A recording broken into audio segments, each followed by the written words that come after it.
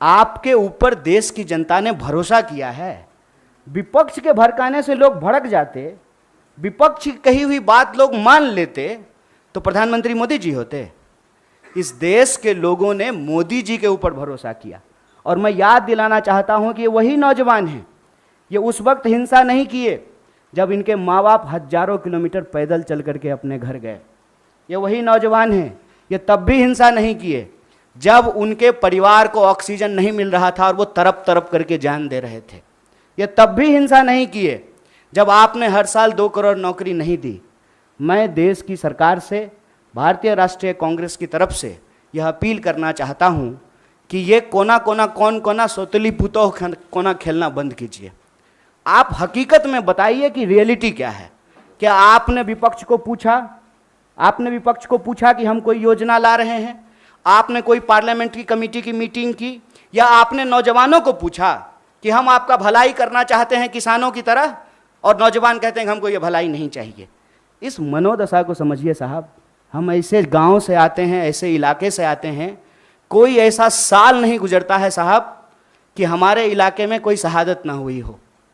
हमारे इलाके में लोगों के पास महज नौकरी नहीं है सेना, हम जानते हैं इस बात को। जब किसी परिवार में किसी बच्चे को सेना की नौकरी मिलती है, पूरे इलाके में उनका सम्मान होता है। और दुख के साथ साथ जब एक पार्थिव शरीर गांव आता है, आंखों में आंसू होने के बावजूद उस इलाके का सीना गर्व से चौड़ा हो जाता है कि हमारे बच्चे ने जो है देश के लिए सर्वोच्च सम्मान दिया है। सेना का सवाल देश की सुरक्षा का सवाल है, आप इसको मजाक मत बनाइए।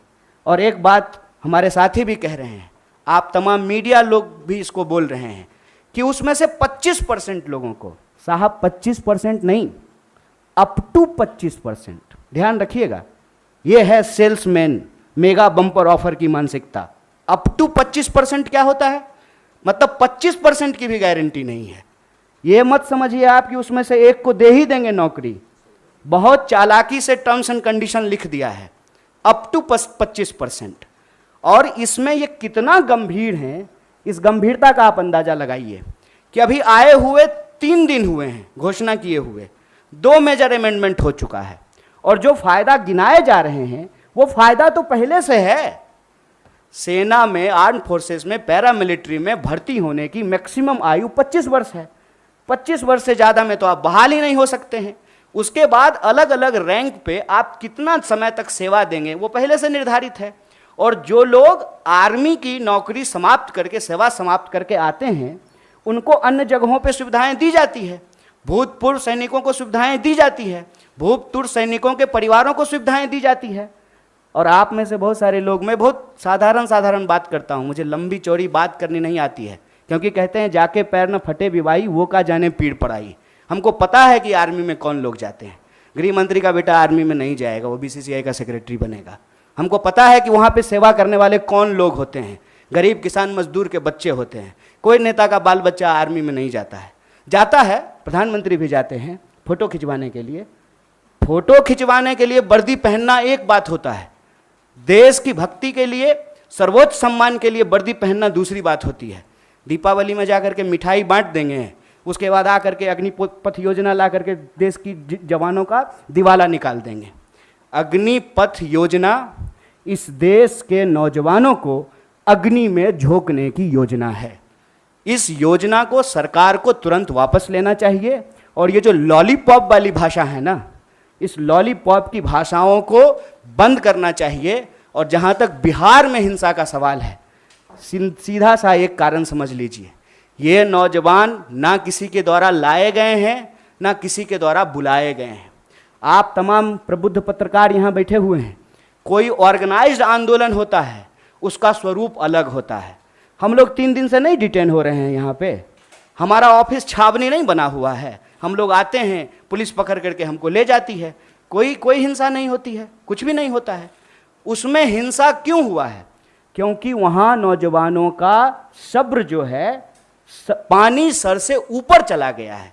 और एक बात और जान लीजिए, जो हमारा बेरोजगारी दर है देश का, बिहार का बेरोजगारी दर डबल है साहब। जहां के मजदूर बिहार का मजदूर जाता है ना हरियाणा और पंजाब में धान काटने के लिए, बिहार के ही लोग आते हैं ना दिल्ली में काम करने के लिए, बिहार के ही लोग जाते हैं ना महाराष्ट्र में काम करने के लिए। जहां एम्प्लॉयमेंट नहीं है वहां के लोग ऑलरेडी विस्थापित होते हैं। ये जो बच्चे हैं ये उस उम्मीद में अपने गांव में रह रहे हैं, दौड़ रहे हैं जाड़ा गर्मी बरसात, सड़कों पे मैदानों में रेत पे, कि इनको किसी दिन सेना में सेवा देने का मौका मिलेगा। ये मौका इनसे जब छीना जा रहा है तो इनका सब्र टूट गया है।